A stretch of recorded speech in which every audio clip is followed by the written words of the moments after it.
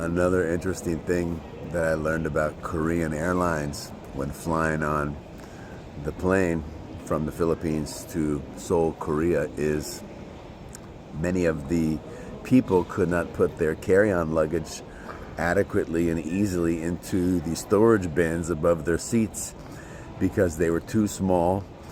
And yet my carry-on was larger than most Koreans' carry-ons, but the length of the carry-on bags oftentimes would not allow the carry-on compartment to shut, so they had to spread them out long ways, which takes up more space and is a little bit more aggravating and frustrating and hinders the flow of traffic and people boarding the plane.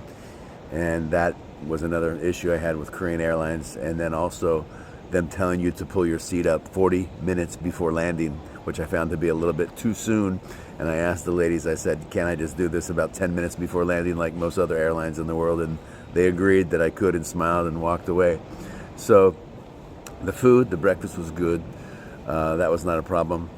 And it was a quick flight, about 3 hours. Otherwise, the service was relatively good. And I also find the Seoul airport to be beautiful. They've got it well landscaped and beautified, as you can see behind me with the trees, which is a nice touch that most airports don't have in the world.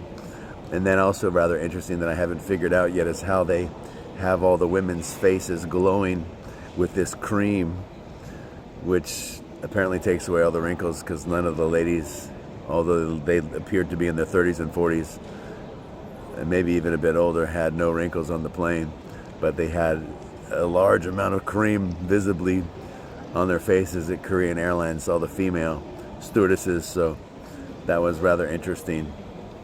But nonetheless, it was a good flight. It was a red eye, so I slept most of the flight, as did everybody else. And they didn't turn the lights off that quickly either, so it took a while. But we eventually got some shut-eye and some sleep. And I'm happy to be in Seoul and experiencing more of this wonderful world that we live in.